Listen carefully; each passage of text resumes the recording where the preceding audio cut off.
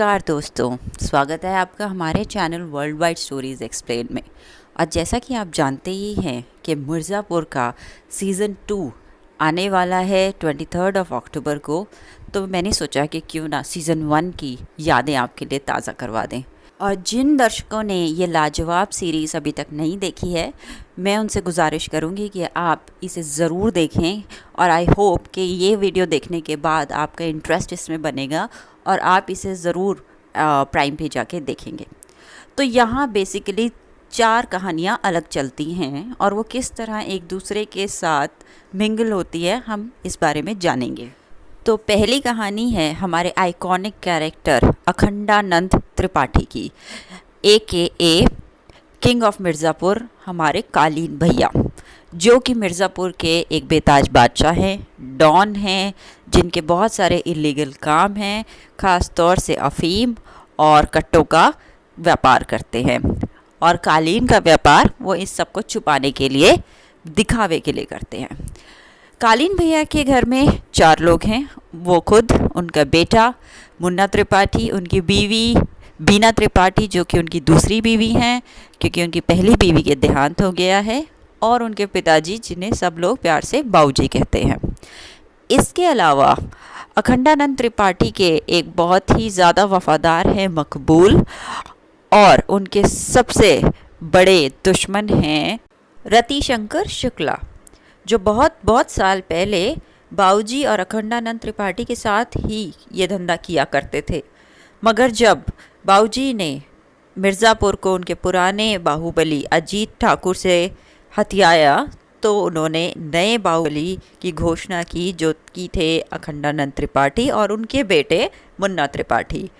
अब यहाँ त्रिपाठियों का एक सीधा सादा कानून है कि जिनके अंदर हमारा खून है वही हमारी फैमिली है, और बाकी हमारे लिए चाहे कोई जान भी दे दे, वो हमारे लिए सिर्फ एक वफादार कुत्ता है। तो रतिशंकर शुक्ला इस बेइज्जती को सह नहीं पाए, उनका बाहुबली बनने का सपना चकनाचूर हो गया, और इसी वजह से इन दोनों लोगों में बहुत बड़ी दुश्मनी हो गई। अब आज की डेट में रतिशंकर शुक्ला का लड़का शरद, जो कि पढ़ा लिखा है, अपने बाऊजी के इस धंधे में बिल्कुल भी दिलचस्पी नहीं रखता। आगे की कहानी में हम आते हैं, वो है बीना त्रिपाठी, जो कि है अखंडानंद त्रिपाठी की दूसरी बीवी। अब क्योंकि बीना अखंडानंद त्रिपाठी से काफ़ी छोटी हैं उम्र में, तो उनकी शारीरिक सुख की संतुष्टि अखंडानंद नहीं कर पाते, जिसकी पूर्ति वो अपने घर के ही एक नौकर जिसका नाम है राजा, उससे करती हैं। लेकिन ये बात एक दिन बाऊजी को पता चल जाती है, और बाऊजी जो ठहरे वहाँ के पुराने बाहुबली ना सिर्फ बीना को अपने साथ सोने के लिए मजबूर करते हैं, बल्कि उसके ही हाथ से राजा का लिंग भी कटवा देते हैं। इसके बाद हमारी कहानी मुड़ती है मुन्ना त्रिपाठी की तरफ। इस कैरेक्टर ने अपना रोल इतनी अच्छी तरीके से प्ले किया है कि आपको इन्हें देख के बहुत ही ज़्यादा नफ़रत होगी। खैर, मुन्ना त्रिपाठी के एक बहुत ही ज़्यादा वफादार है, उसका नाम है कंपाउंडर। मुन्ना त्रिपाठी को बहुत जल्दी है कालीन भैया की जगह लेने की, और वो जैसे तैसे इस विरासत को मिलने का इंतज़ार कर रहे हैं। इसके अलावा वो बिल्कुल मनमौजी हैं। इस पूरी मिर्ज़ापुर को वो अपने पिताजी की जागीर समझते हैं, और जहाँ उनका जैसा मन चाहे करते हैं। अब वो कहने के लिए गज्जूमल कॉलेज, जो वहाँ का एक अच्छा कॉलेज है, उसके छात्र हैं, जो कि पढ़ाई में तो वो बिल्कुल ध्यान नहीं देते, मगर वहाँ पर वो चुनाव में वहाँ हर साल खड़े होते हैं, अकेले खड़े होते हैं, और अगर कोई उन्हें चुनौती दे तो उसे मार मार कर कैंपेन से बाहर करवा देते हैं। इसके अलावा उसी कॉलेज में पढ़ने वाली एक लड़की स्वीटी को वो बहुत पसंद करते हैं, और स्वीटी उन्हें बिल्कुल भी घास नहीं डालती। अब आते हैं हम हमारी मेन प्लॉट की कहानी पर, जिसमें इंट्रोड्यूस होंगे हमारे प्रोटैगनिस्ट। तो एक बार ऐसे ही मस्ती करते करते मुन्ना त्रिपाठी किसी बारात में घुसकर गन के साथ नाचने लगते हैं, और वो गन से गलती से गोली दूल्हे पे लग जाती है। अब दूल्हे के घर वाले जो हैं वो इस केस को एक बेहद ईमानदार वकील को सौंप देते हैं, और उन ईमानदार वकील की जो फैमिली है उसमें हैं 5 लोग, जिसमें है उनकी बीवी वसुधा, जो वैसे तो बहुत ही ज़्यादा घरेलू है, मगर मौका पड़ने पर गोली चलाने से पीछे नहीं हटती। उनकी बेटी डिम्पी, जो कि मुन्ना त्रिपाठी की लव इंटरेस्ट स्वीटी की फ्रेंड है, और उनके दो बेटे बबलू और गुड्डू पंडित। अब जो बबलू है उन्हें तो सिर्फ सरकारी नौकरी करनी है, वो पढ़ाई में तेज़ है, अकाउंटिंग की अच्छी समझ है। और दूसरे हमारे गुड्डू पंडित, जिन्हें तो मिस्टर पूर्वांचल बनना है, रोज़ 50-50 अंडे खाते हैं, दंड बनाते हैं और बॉडी बिल्डिंग करते हैं। उसके अलावा उन्हें पसंद है स्वीटी, और स्वीटी को भी पसंद है वो। अब ये चारों कहानियाँ एक साथ आती हैं जब उस इंसिडेंट में मुन्ना त्रिपाठी के हाथों दूल्हे की मौत हो जाती है। जब ये बात अखंडानंद त्रिपाठी को पता चलती है तो वो कहते हैं कि क्योंकि कल को मुन्ना त्रिपाठी ने ही मिर्ज़ापुर संभालना है, तो उन्होंने जो अब ये सब किया है उसे वही ठीक करेंगे। इस चीज़ को संभालने के लिए मुन्ना त्रिपाठी सीधे पंडित वकील के घर चले जाते हैं उन्हें धमकाने के लिए। लेकिन वहाँ पर दृश्य बिल्कुल पलट जाता है जब उनके बेटे बबलू और गुड्डू उन्हें पीट देते हैं, और यहाँ तक कि उनकी पत्नी वसुधा भी उन पर गोली चलाती हैं। ये बात सुनकर अखंडानंद त्रिपाठी फैसला लेते हैं कि इस सिलसिले में अब मुन्ना त्रिपाठी कुछ नहीं करेंगे और वो सीधा इसे डील करेंगे। वो अपने वफ़ादार मकबूल को भेजकर दोनों लड़कों को अपने पास बुलवाते हैं और उन दोनों की हिम्मत और जिगरे को नज़र में रखते हुए वो उन दोनों को अपने साथ काम करने के लिए पूछते हैं। इस बात से हालांकि मुन्ना त्रिपाठी बिल्कुल भी खुश नहीं है, मगर अखंडानंद उन्हें समझाते हैं कि आज हम इन्हें वफ़ादार बनाएंगे तो ये कल को तुम्हारे लिए वफ़ादारी निभाएंगे। यहाँ से इन दोनों भाइयों की कहानी एक बिल्कुल ही नया मोड़ लेती है। जैसे ही वो कालीन भैया के लिए काम करने को हामी भरते हैं, क्योंकि उनके पास ना तो कोई और विकल्प है और उनकी बहन और उनके घर की सुरक्षा को ध्यान में रखते हुए उन्हें इस चीज़ को मानना ही पड़ता है।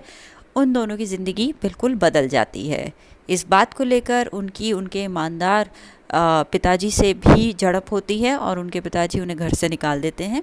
वो पूरी तरीके से कालीन भैया के कट्टों के व्यापार में उनके साथ लग जाते हैं और उन्हें काफ़ी मुनाफा भी करके देते हैं अपनी पढ़ाई और समझ की बदौलत। वहीं दूसरी तरफ ये जानते हुए भी कि अब गुड्डू पंडित एक गैंगस्टर है, स्वीटी फिर भी उसे अपनाती है और वो दोनों शादी करने का फ़ैसला करते हैं। यहाँ पर स्वीटी की छोटी बहन जो कि है गोलू गुप्ता, वो चुनाव में खड़ी होती है और वो टक्कर देती है मुन्ना त्रिपाठी को। मुन्ना स्वीटी हाथ से निकल जाने की वजह से गुड्डू और बबलू के हाथों अपनी पिटाई की बेइज्जती और यहाँ तक कि कट्टों के व्यापार में उन दोनों की बढ़ोतरी देखकर बुरी तरीके से जलते हैं। वो कंपाउंडर के साथ अपने ही पिता को मारने का प्लान बनाते हैं, जिसमें कंपाउंडर बहुत बुरी तरीके से फेल होता है और अपना राज ना खुले इसलिए उन्हें अपने पिता के कहने पर कंपाउंडर को खुद ही जान से मारना पड़ता है। बाद इसके मुन्ना त्रिपाठी गुस्से में बुरी तरीके से पागल हो जाते हैं और यहाँ तक कि रौफलाला के साथ उनके जो अफीम के बिज़नेस है उसमें अपने पिताजी को ही धोखा देकर बीच में कट भी लेते हैं। वहीं दूसरी तरफ हम देखते हैं कि एक बार बिज़नेस डील करके आते समय अखंडानंद त्रिपाठी पे एक हमला होता है जो कि रतिशंकर ने करवाया होता है और यहाँ तक कि एक हमला मुन्ना त्रिपाठी पे भी होता है। हालांकि वो दोनों इस हमलों में बच जाते हैं, मगर इस मामले को सुलटाने के लिए कालीन भैया वहाँ के एक बड़े मंत्री के साथ और एक करप्ट ऑफिसर जो एक पुलिस ऑफिसर हैं जो गोलू गुप्ता और स्वीटी गुप्ता के पिता हैं, वो एक पार्टी का आयोजन करते हैं जिसमें रतिशंकर शुक्ला, उसके लोग और बाकी ये सब भी शामिल होते हैं। इस होली पार्टी में डांसर के साथ डांस करने की एक छोटी सी वजह के पीछे वहाँ पर लफड़ा हो जाता है और मुन्ना त्रिपाठी अपनी गन निकाल देते हैं।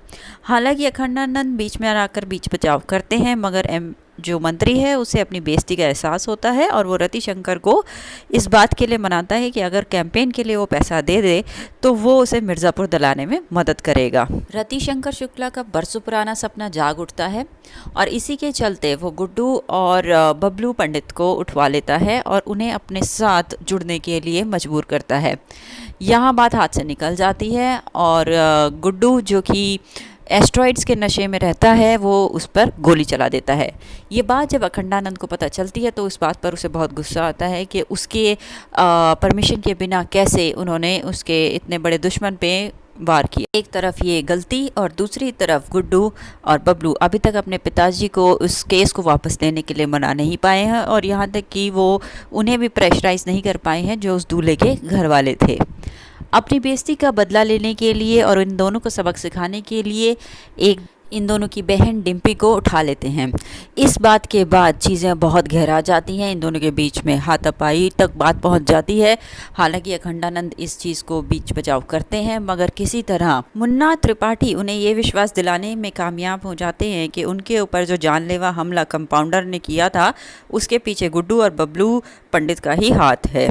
इस चीज़ को ध्यान में रखते हुए ना सिर्फ मिस्टर पूर्वांचल का टैग गुड्डू से छीन लिया जाता है, बल्कि मिर्ज़ापुर की सारी सत्ता अब खंडानंद अपने बेटे मुन्ना त्रिपाठी के हाथ में दे देते हैं। और ये सत्ता अपने हाथ में आते ही मुन्ना अपनी मनमानी पे उतर आते हैं और वो पहुंच जाते हैं डिम्पी की सहेली की शादी में, जहां उसका पूरा परिवार, उसके दोनों भाई गुड्डू और बबलू पंडित, उसकी भाभी जो अब प्रेग्नेंट है, वहां पर मौजूद होते हैं। और वहां पहुंचते ही मुन्ना बहुत खून खराबा मचा देते हैं। वो ना सिर्फ अपनी लव इंटरेस्ट जो अब गुड्डू पंडित की पत्नी है और प्रेग्नेंट है स्वीटी की जान ले लेते हैं और यहाँ तक कि वो बबलू को भी जान से मार देते हैं। किसी तरह वहाँ से गोलू और गुड्डू पंडित अपनी जान बचाकर भागते हैं। लास्ट के सीन में हमें दिखाया जाता है बीना त्रिपाठी को हाथ में गन उठाए हुए और शरद को अपने पिताजी का अंतिम संस्कार करने के बाद उनकी अधूरी इच्छा जो कि है मिर्ज़ापुर का बाहुबली बनने की, उसे पूरी करने का प्रण लेते हुए दिखाया जाता है। उम्मीद करती हूँ कि ये वीडियो आपको पसंद आया है और आपको सीज़न 1 पूरी तरीके से रिफ़्रेश हो चुका है और आप सीज़न 2 देखने के लिए पूरी तरीके से तैयार हैं। अगर आपको हमारा काम पसंद आता है तो प्लीज़ आप हमारे चैनल को लाइक करें, सब्सक्राइब करें और शेयर करें। Thank you.